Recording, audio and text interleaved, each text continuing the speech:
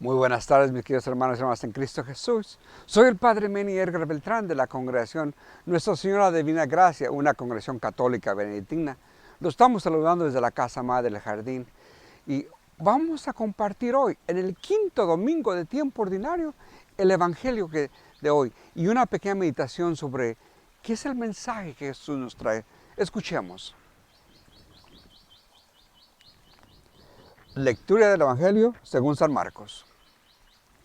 En aquel tiempo, al salir Jesús de la sinagoga, fue con Santiago y Juan a la casa de Simón y Andrés. La suegra de Simón estaba en cama, con fiebre, y enseguida le avisaron a Jesús. Él se le acercó y tomándola de la mano, la levantó. En ese momento se le quitó la fiebre y se puso a servirles. Al atardecer, cuando el sol se ponía, le llevaron a Jesús los enfermos y poseídos del demonio, y todo el pueblo se apiñó junto a la puerta. Curó a muchos enfermos de diversos males y expulsó a muchos demonios, pero no dejó que los demonios hablaran, porque sabían quién era él. De madrugada, cuando todavía estaba muy oscuro, Jesús se levantó y salió y se fue a un lugar solitario, donde se puso a orar. Simón y sus compañeros lo fueron a buscar y lo encontraron y le dijeron: «Todos te andan buscando». Él les dijo: «Vamos a los pueblos cercanos para predicar el evangelio allá, pues para eso he venido». Y he recorrido toda Galilea, predicando en las sinagogas y expulsando a los demonios. Hermanos y hermanas, el evangelio del Señor. En el evangelio de hoy hay varios puntos muy importantes para nuestra fe. El primer punto, que es muy clarito, que lo hace San Marcos para nosotros, es de que Pedro, la piedra angular, la piedra que el mismo Jesús escogió para hacer la fundación de su iglesia, es un hombre casado. Tiene una mujer, tiene una suegra, y la suegra vive en la casa de Pedro. Esto no quiere decir que los que están casados se lleven a sus suegras a sus casas, no. Eso no quiere decir eso. Pero nos lo muestra bien claritos, de que Pedro era un hombre casado. Segundo, dentro del mismo punto, es de que Dios nos invita a todos por la santidad, unos por medio del matrimonio y otros por el celibato, pero todos estamos llamados a servirle en la viña del Señor, como ministros de su palabra, como ministros del altar.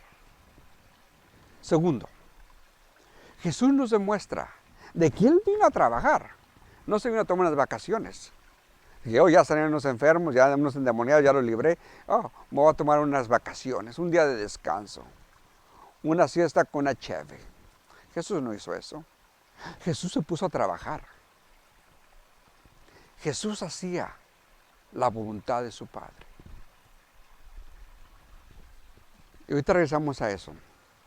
Tercer punto, que el Evangelio nos muestra hoy, que Jesús estaba en constante comunión con su Padre, con el Dios Altísimo, porque estaba orando.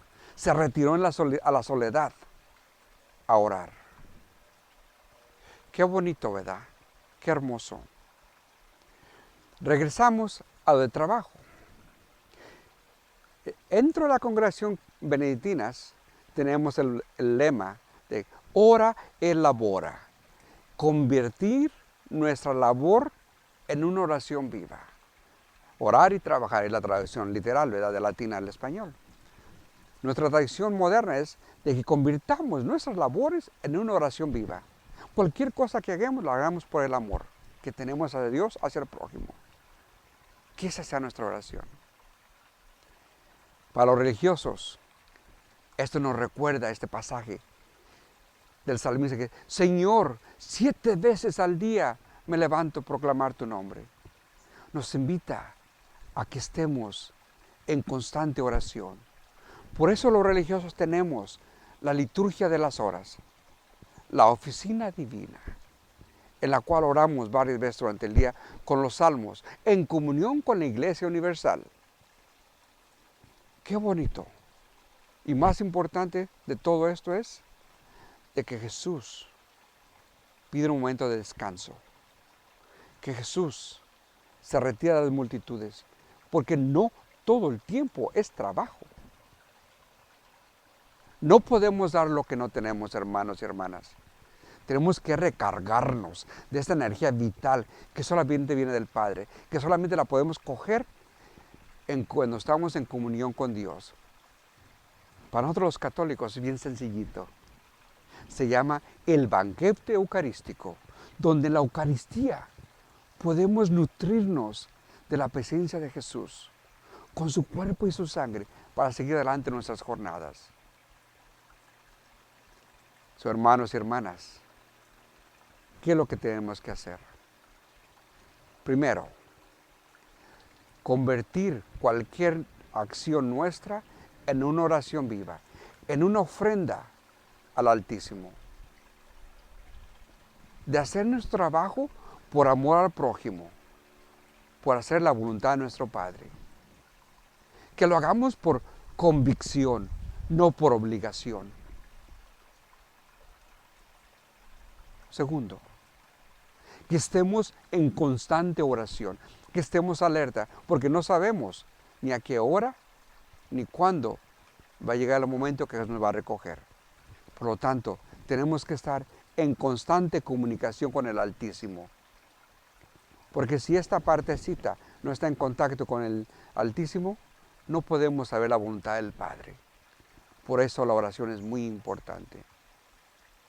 Tercero, que cojamos tiempo para nuestra oración personal, no solamente comunitaria, sino personal, tal como Jesús lo hizo.